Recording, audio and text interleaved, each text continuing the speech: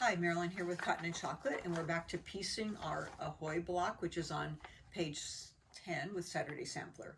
So the first thing that we're going to be doing is our corner units, which are the 4 on the outside.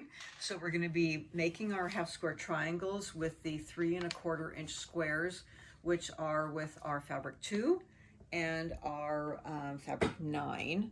So here's our half square triangles. This one isn't sewn together, so that's the layout. And then here it is pieced together. So I do press to the unpieced blocks, and then there's the pieced version, and you're going to have 4 of these on the outside corners. Okay, and then there's just the center block, so I have that laid out there. And then that's here, this here. And then the second piecing is just our square and a square, but this time it has different colors. It has your fabric 2 on one side and fabric 13 on the outside. So as it explains here, you need to follow the piecing diagram 1, 2, and then 3, 4. Okay, so I have it laid out here.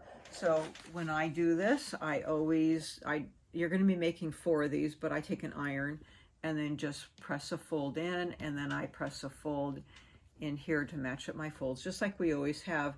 But here is the 2 different colors. You have to start this way for it to turn out properly. So I have my 1 and 2, sew those on, press it out, cut off the ends, and it doesn't matter which one you put on or where you put it on. That doesn't matter. It's just that you put them on in that order, and then you can put on, however you do that 3. I just press those out, and then I press a fold here, press a fold there, there, and there. Okay, and you could do it this way. Doesn't matter, it's all going to turn out the same as long as you end up with these here and these here. Okay, because then it's going to be on point or on point. You get what I'm saying. All right, so now you have those sewn together, and then I'm going to do my same marks, a little 1/4 inch out, 1/4 inch out, mark it 1/4 inch out, 1/4 inch out, and then cut it down to 4 1/2 inches, just like we've done all of our other square and a squares, which we've done many now. So you're going to have 4 of these, and these are going to be around the block, and you can see it up there, but it basically makes a star block. You can't quite tell that it's a square and a square. It's kind of a little bit of an illusion, which is sort of cool. But here it is down here.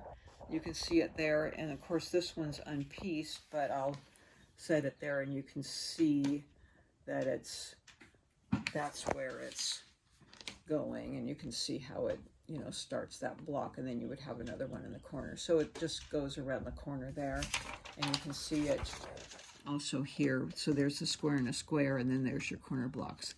So it's actually a pretty easy block to make this time. Piecing is really straightforward, although you do have to match these points here. So you have an intersection here and an intersection there that you need to match. Okay, so there's that. And then when I'm piecing this way, I am flipping it so that I can watch the intersection on this side towards the center. You have no piecing there, so watch the intersection there. Okay, so that's our Ahoy block. So we'll have 2 blocks done. We're working on a few more on the outsides. So we're, making our way around to finish the, working on the outside blocks for the quilt. So have fun, enjoy it, and we'll see you next month.